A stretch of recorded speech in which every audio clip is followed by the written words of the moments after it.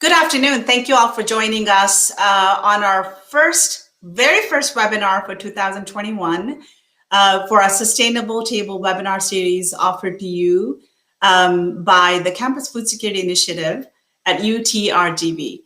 I'm Jayshree Bhatt, and I'm the Assistant VP for Professional Education and Workforce Development at UTRGV.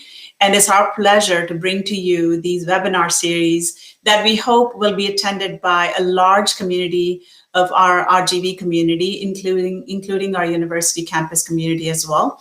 So for today, we've got something special planned. And as part of these webinar series, we're also going to be introducing community partners, community agencies and partners, including some farmers markets and other community partners that also address food insecurity in our region. So for those of you who may not be aware of what Campus Food Security Initiative stands for, our mission is to address food insecurity and foster healthy eating habits by creating easy access to locally grown, locally sourced, fresh produce and plant-based meals. That's pretty much in a nutshell.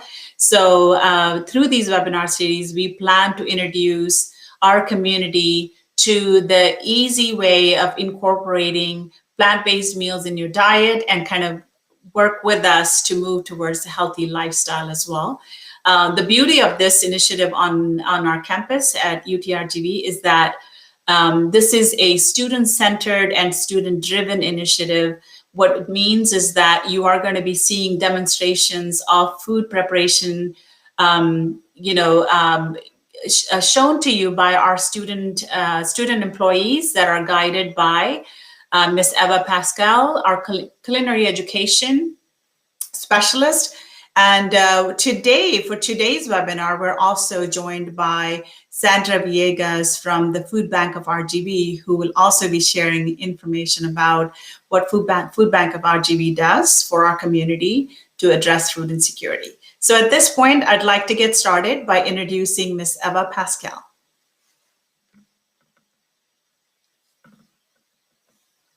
Webinar. I am a specialist for this project, been working for CFSI for a whole year.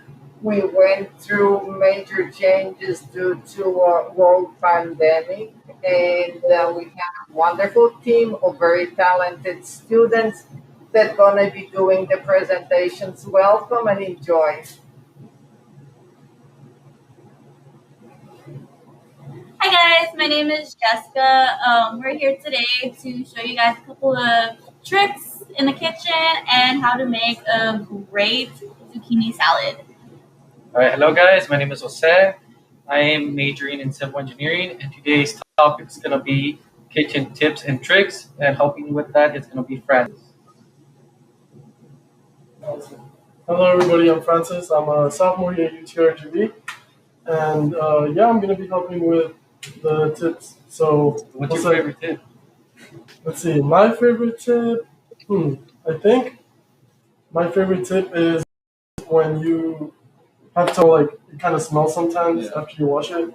So the thing is that if you put newspaper, like you wrap the newspaper on the Tupperware, it doesn't smell at all. So that's probably one of my favorite kitchen tips. And speaking of kitchen tips, we're going to go over some of my favorites and some of like the most essential ones.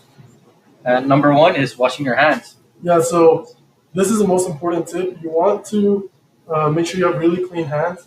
When you're washing them, you want to have at least 30 seconds or like sing the birthday song twice. You want to get really good under your fingernails. Make sure you have nothing. Just make sure your hands are really clean. It's really important. And also to tie and cover your hair.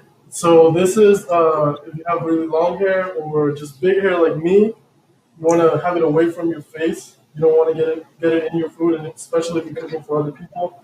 Jose has really nice, clean, slick hair, so he's good. He doesn't have to worry about it too much. And also no jewelry. You don't want any jewelry when you're cooking. Last thing you want to do is you're munching on some salad or something, and you bite down on a wedding ring. Super uncomfortable. You also have to roll your sleeves. Very important. Same thing with washing your hands. You don't know where your sleeves have been. You don't know how clean they are. And you're not just going to go wash your sleeves just to not roll them up. When you're cooking, roll up any sleeves that you have. Also, always make sure to wear closed-toe shoes. You don't want a knife or something falling down on your foot, injuring you, or anything like that. So you want to have closed-toe shoes. In pretty much any setting, this is the same. Any, I guess, cooking setting. And if you have facial hair, always make sure to wear a mask. Exactly. Same thing with the hair. You don't want any facial hair falling into your food or into somebody else's food. So yeah, make sure you have something to cover your facial hair. And just one quick tip of cleanliness: you want to make sure that after you're done with your dishes, the ones that you use to prep your food, you want to either wash them right away, or you want to rinse them so that it's really easy to wipe them down later, and that's really important. Okay, and now helping with kitchen supplies is going to be Jessica. Yes. Hi guys, Francis is going to demonstrate and let you guys know how we use these tools. We're going to start off with the... Yeah. So we're going to start with all the kitchen supplies that you need. So if you're kind of wondering what you need in your kitchen to kind of get started with any cooking, we're going to get that covered for you. So we're going to start off with the pans. So you want one large and one small pan. It's good to have two pans because you don't know when you're going to cook for a lot of people or just for yourself. You want to make some pancakes or a little egg or something. You want to have a small pan. You're going to cook for a lot of people. You want to have a big pan. It's really important to have both. A stock pot, and it's this one over here. Make sure that just a good things.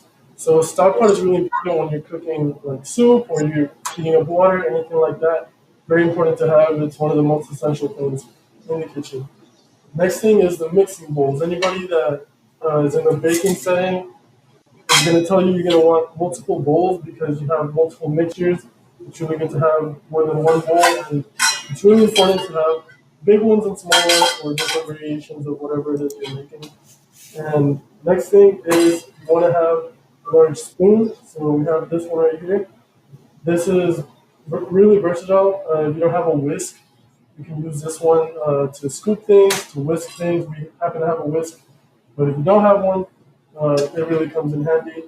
Next thing, we're going to go into more of like the ingredients that you really want to have in your kitchen at any time. So you're going to start with neutral oil. You can have any type of oil, but we like to use olive oil because you can use it in pretty much anything. Cooking, baking, you're always going to have oil in just about everything that you make. And next thing, you want to have just basic spices. So your salt, your pepper, a couple more spices and herbs. So you want to have oregano and basil, things like that to just kind of spice your food. You want to make sure you're always spicing and seasoning all of your food because it tastes really bland without it. And of course, it goes without saying, you want to have some dish soap. And something that a lot of people forget about is having a trash can near you. You always want to have a trash can somewhere around you when you're cooking to kind of put food in or waste in immediately. You don't want to just have things just piling up. Yeah. And so next thing we're going to have is we're going to have a little bit of the benefits of home cooking versus eating out. And to help me with that, I'm going to have Hussein come back into the shot. Thanks, Jessica. All right, now we're going to be talking about why it's better to eat at home versus eating out. Yeah. And so here we have a can, and it's a can of some apple filling, right? Yes. And if you could read some of the ingredients on that. It has apples, sugar, food starch modified corn, natural flavors, citric acid, and cinnamon. Stop right there. So when's the last time you used citric acid in one of your recipes? Never. Never. Me neither. Yeah, never. You don't even know what's in that stuff. And pretty much anything that is in restaurants and in commercial settings, they're going to use a bunch of things that you don't even know what they put in there. When you cook at home, you always know what you're putting in your food. And that's just one of the benefits. There are multiple other ones, like you save money, you learn how to be self-sufficient, so you don't have to have your parents cook for you all the time. You can cook for your friends, you learn how to manage your time. It's just the benefits go on and on. And one specific example that I want to use is with our pasta. So we have a really good pasta recipe that's called arrabbiata pasta. And what is arrabbiata? So that means that it's a mean sauce. Compared to marinara sauce, arrabbiata sauce has tomatoes, red pepper flakes, or any chili of your choice. It has garlic, parsley, and carrot. Okay, so what you're telling me is that it's spicy. Yes, it's spicy. Is it a Mexican sauce? No. Italian. It's Italian? Yeah. Italian people like spicy stuff. Yeah. I guess. So yeah, like I guess arrabbiata stands for mean, It stands for me. aggressive, something like that. Okay. So this is spicy sauce. If you want to know more about this sauce, make sure you tune in a couple of weeks where we cover our Italian favorites. We're gonna cover this recipe and a lot more other recipes in the future. So make sure you stay tuned in. And we're going to talk about miso in place, and helping with that is going to be Jessica. Awesome. So what is that? Mise en place? What's mise en place? So it's just a fancy term to make sure that you have everything that you're going to be using while you cook. So say you're cooking your pasta, you're gonna want all your ingredients for the pasta sauce, which Jose just named. Of course, you're gonna want the boiling water, the pan, all of that. It's just supposed to be all the ingredients that you're gonna be using. Okay, so example. So if I have a bowl of cereal, I would have my milk in one container and my cereal in the other one. And then I mix them, and that's mise en place? Yeah. Simple as Okay, that. that's a pretty simple concept. So just laying out all your ingredients so you make sure you have everything and it's easy. Mhm. Okay, you know what? That's really interesting because I want to make a zucchini salad, and I actually want to use that method, mise en place, to kind of help me with that salad. So So we're gonna move some of the stuff out of the way for you, so that way we can bring up. You're ready. awesome. So let's go ahead and get some of these things out of the way. Need some place. So what I want to show y'all is a really tasty, really simple zucchini salad, and I'm going to show several different methods of working this. So first thing we're going to do is just outline our ingredients. So very simple. We just need some zucchinis. We're going to use some onion, a little bit of tomato, lemon, of course. If you want a spicy variation, you want to use jalapenos as well.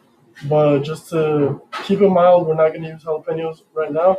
We're going to get started with our zucchini. And we're going to show you a lot of different methods of cutting it and how to make it. Because it's very simple and it's really easy to make zucchini spaghetti like this.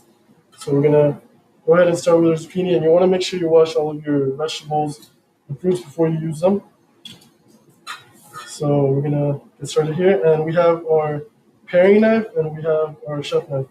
So I'm going to go ahead and use my chef knife to cut off the ends here, like this.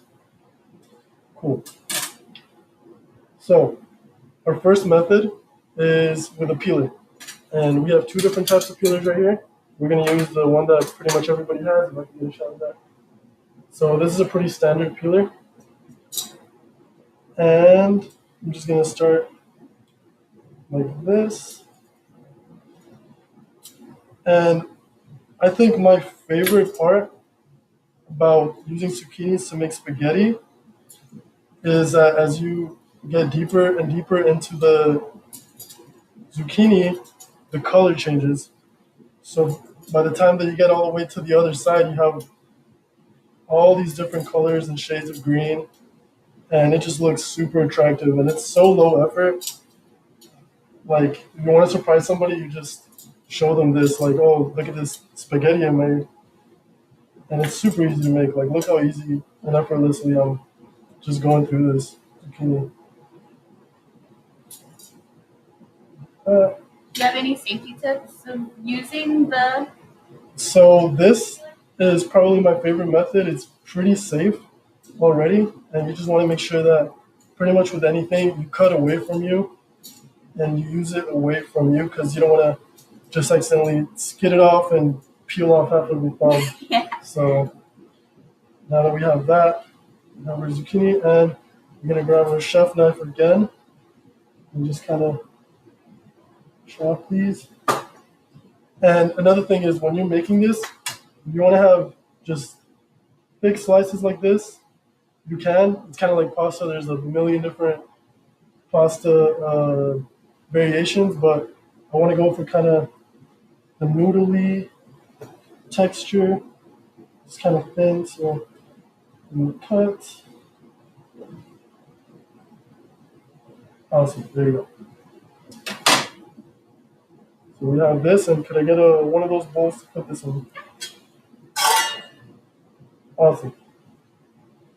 So we have our zucchini right here. This is one variation. And I'm gonna go ahead and get started with my other ingredients. I'm gonna use my paring knife to just kind of cut off the ends here. This tomato, the parts that I don't want.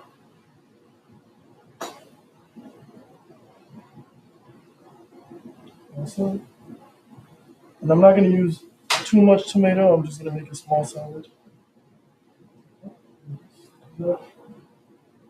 And you're noticing here, I am cutting off the membrane. If you want it to be not as watery, whatever it is you're making, you want to make sure the membrane is gone. It adds way too much moisture. So if you want it a little bit drier, you want to make sure you get rid of that membrane. I'm going to start cutting.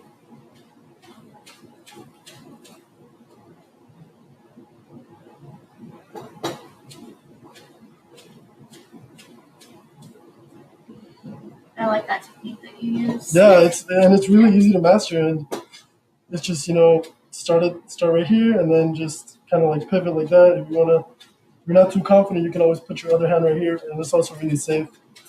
And you can just kind of have fun with it. You can kind of go crazy with it if you want. There you go, and could have one of those other ones. So this is gonna be my my little dressing, and we're almost done here. Folks. Just a couple more steps. An onion, put this off to the side, and just peel that.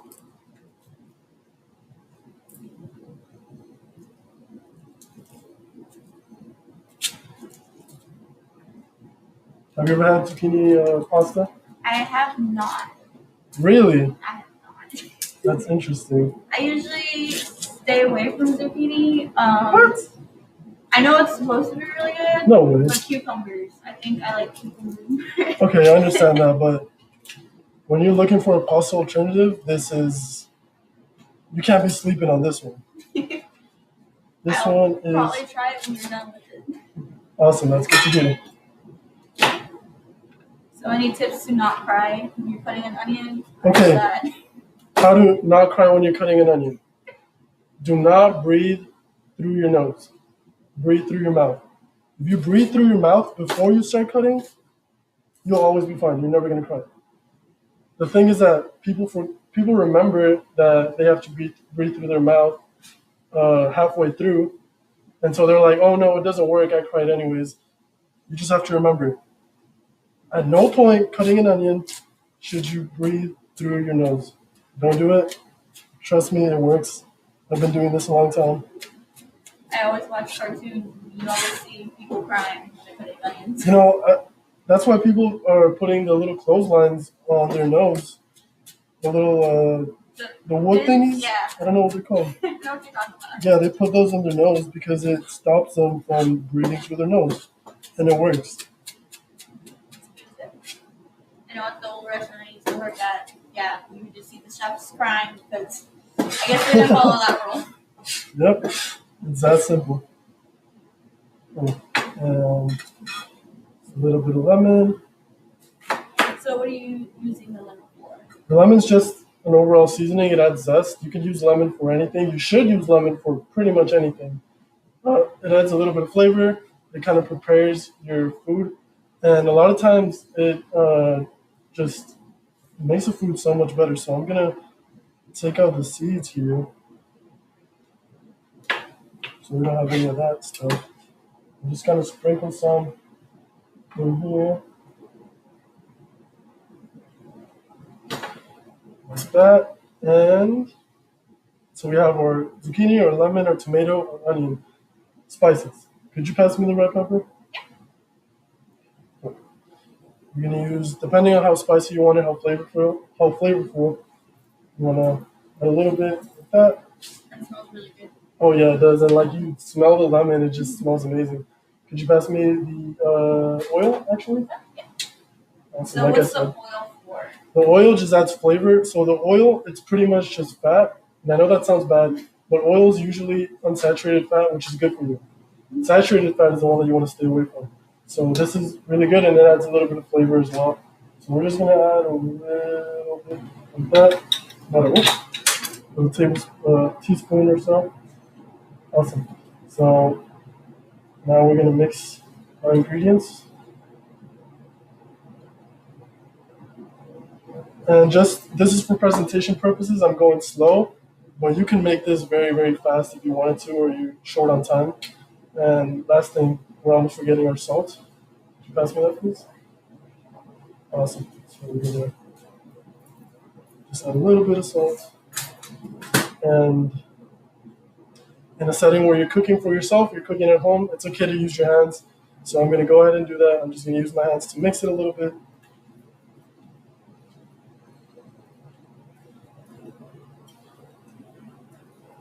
Like this. Perfect. Cool. So it's looking nice and light, just a few calories. We're gonna let this sit out for a second. And before we move on, just wanted to show you a couple more variations of the ways that you can cut zucchini. So next thing we're gonna have is we are gonna cut this real quick, and we're gonna have a mandolin. So if y'all have never used a mandolin before, it's kind of like in medieval times people would get their heads chopped off. It's kind of like this, but you're gonna use it with vegetables and stuff like that. So you want to make sure you use a guard. You don't want to cut yourself or hurt yourself. So I'm gonna go ahead and get started with my mandolin. Put it on the thickest setting. So how do you change the settings? So some mandolins have different settings where you have it closed like this, and it's safe.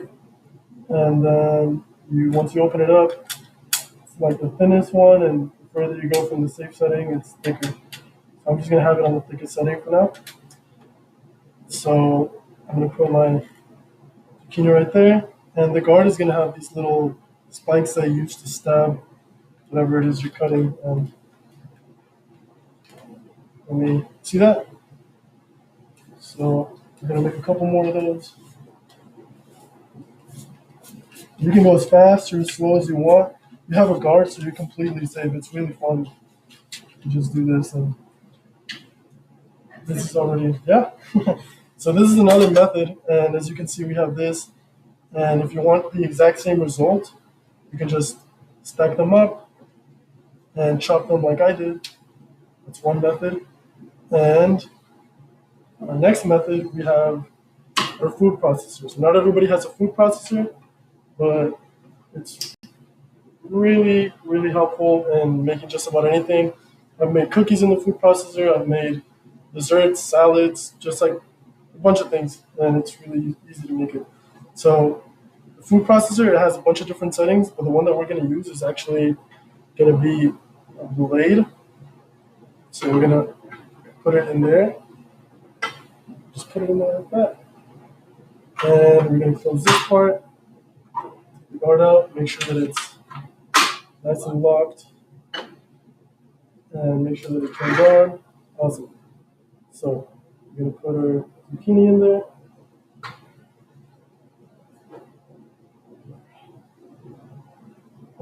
Oh, actually, I almost forgot one part. You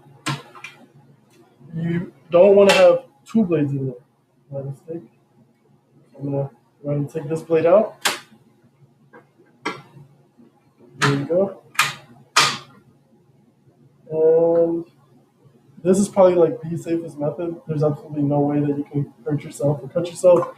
So if you're scared of doing that in the kitchen, don't worry.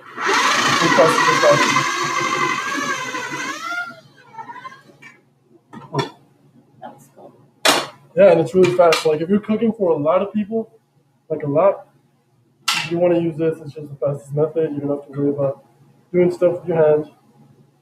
And I'm gonna scoop just some out. So it's a little different, but the concept is more or less the same. These are thinner, but it's all zucchini spaghetti regardless. And this is actually one of my favorite variations. When you make a lot of it, it literally looks like a bowl of cream pasta, and it's just delicious.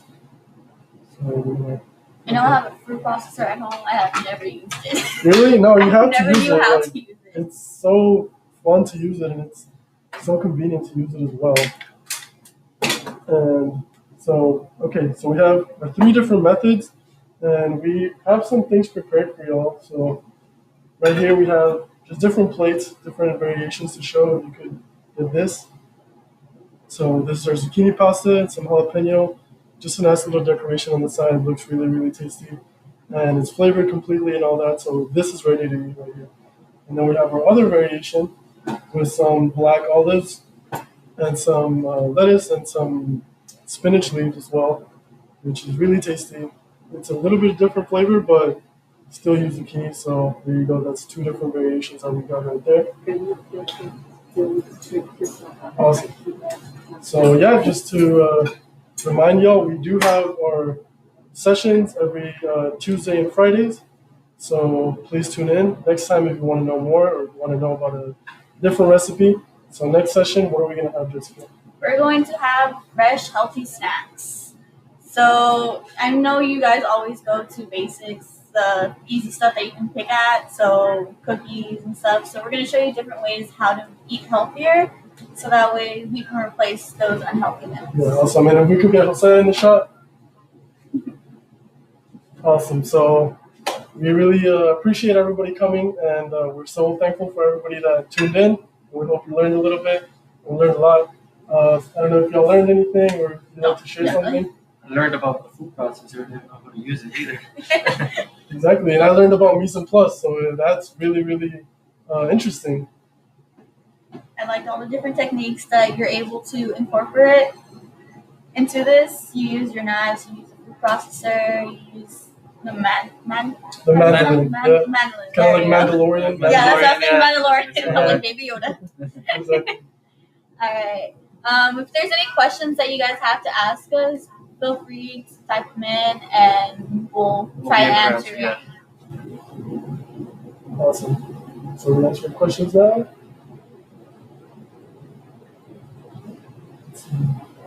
Let's see questions. I don't know if there's any questions. No questions? Okay. Awesome. Okay. So I believe now we're gonna go ahead and move into our guest speaker. So we're speaking from the RGB Food Bank. Hello. Yes. Yes. Hi, so my name is Sandra Villegas, and I work with the Food Bank of the Rio Grande Valley, a nonprofit organization that is actually here to feed the hungry anywhere in the Rio Grande Valley. We serve 3 counties, Hidalgo, Willacy, and Cameron County. I am the senior health and social services manager for the food bank. I have been with them for 16 years. And we are so happy to have joined in this coalition, because it's so important to teach our communities not only how to prepare foods, but how to eat them as well. And so we're an organization that provides food, but with this collaboration that we're going to have with this coalition, it's going to teach them how to prepare it as well. And not only prepare it to eat it, but prepare it for their own health. And so it's important to have this partnership. It's important to raise awareness in health. And so one of the things that really excited me about this coalition is that, y'all reached out to us. We do nutrition education classes as well. And so I believe that this is going to be just tremendously successful. Dr. Cherie? Yes. Can you hear me now? I can. And so I can say a little bit more about the food bank, but I'm not really sure what. Yeah, we've got a final minutes, for you to share how you guys do the food distribution. I know that you guys just got done with the major food. Do you want to talk about that? You got done with the major food distribution project just 2 days ago. I have actually had the privilege since last March of coordinating all the food distributions for the Food Bank of the Rio Grande Valley and for our communities.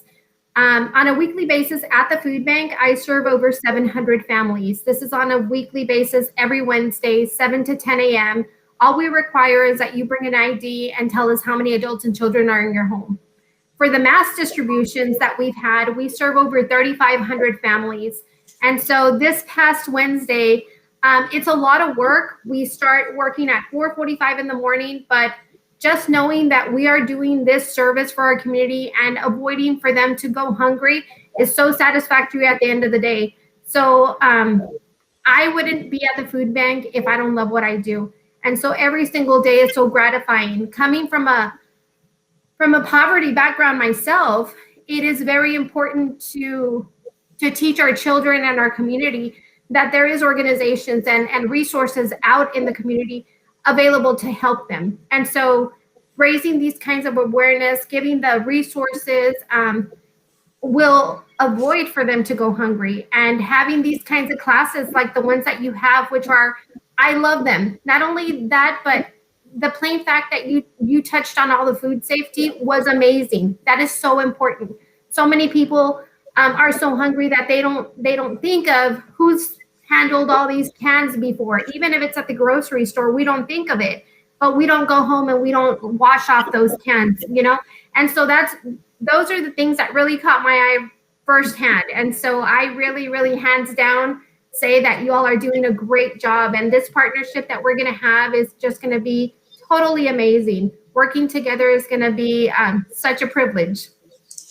Absolutely. Thank you so much for joining us this time and for your support for the Campus Food Security Initiative as well.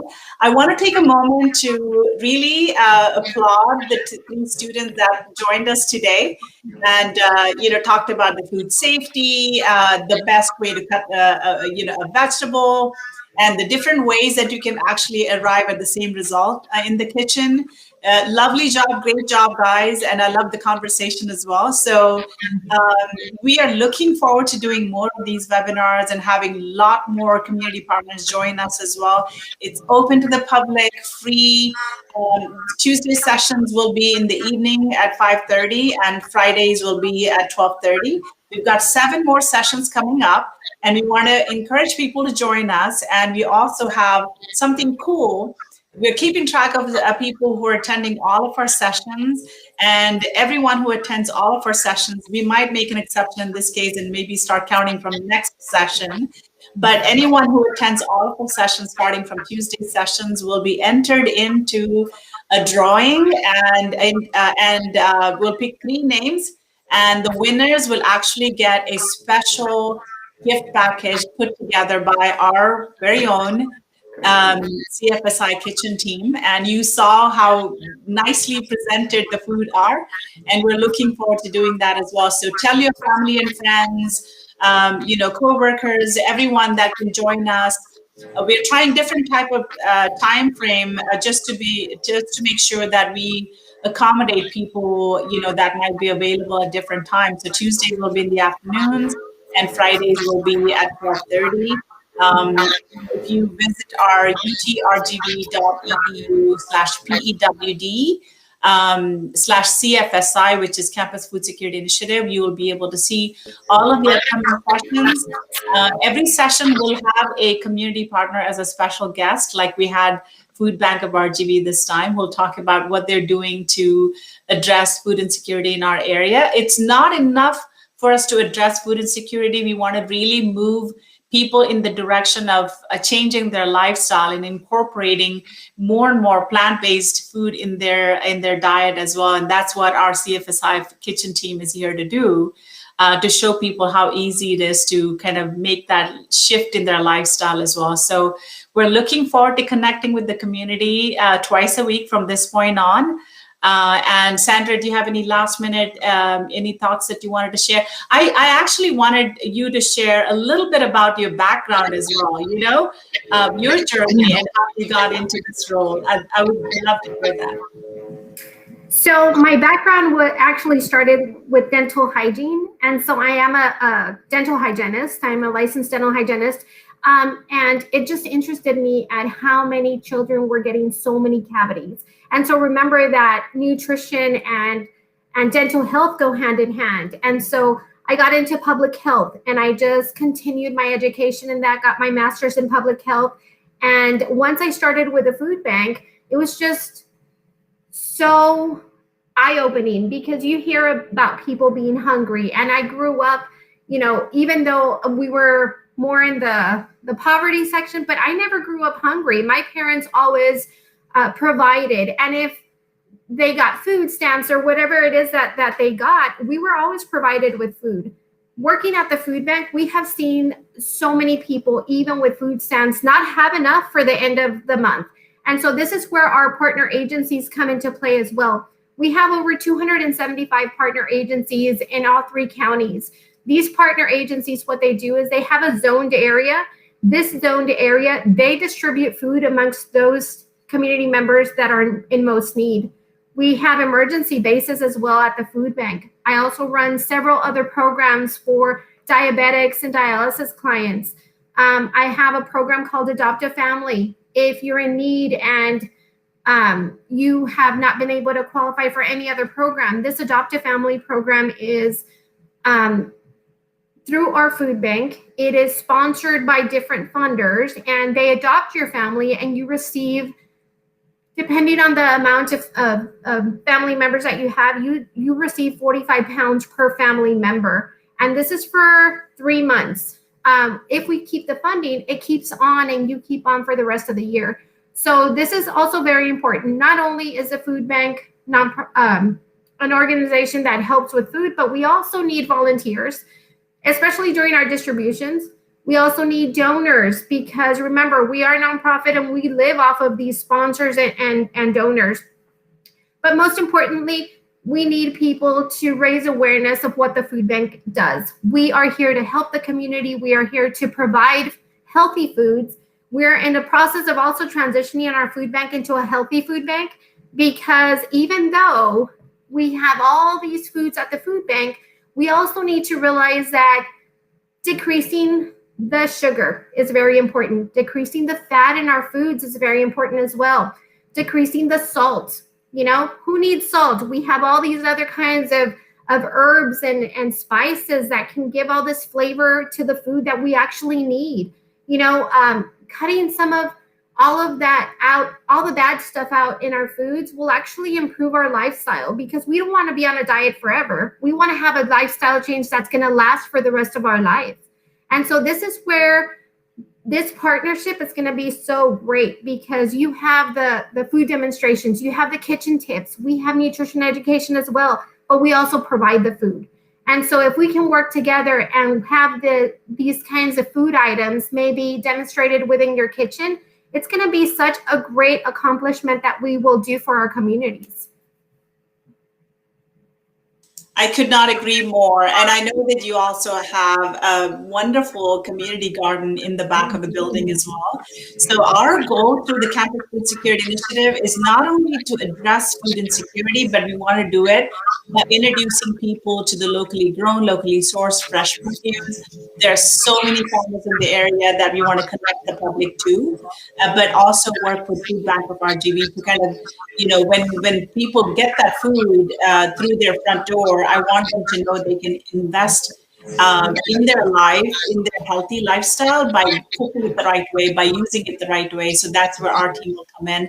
They're really good about, you know, in incorporating herbs and spices into the food. Like you said, you know, salt is not a necessity when you already have flavor that really makes up for the salt. So our goal is to kind of move people in that direction. So once again, thank you so much for the kitchen team. You all did I don't want to call them a kitchen team, they're a food preparation team, because they are learning under the guidance of Miss Eva Paschal, who knows all about incorporating plant-based food in your diet and making it really tasty, delicious, and flavorful. So that's the whole thing behind it. And also, just so that people know, the Office of Professional Ed and Workforce Development incorporates Continuing Education Language Institute and Campus Food Security Initiative. So if you go to utrgv.edu/PEWD, you'll be able to see all of our upcoming programs. And we would love for people to participate in our programs as well. But these webinars are free of cost. They're community service type of webinars, but we will be rolling out higher level culinary education program for people who really want to get into the food business, but want to learn the right way of preparing food. So we're looking forward to doing that. Thank you all for joining us today. If no one else has any questions, I think I saw some comments earlier. And if no one else has any questions, we will look forward to having people again with us Tuesday. And if you go to our website, you'll see what the topic is. Or if you've been to the Eventbrite registration site where you've seen all of the topics and have already signed up for the upcoming sessions, we'll look forward to seeing you there. Wonderful. Yeah. Thank you so much. Have a great day.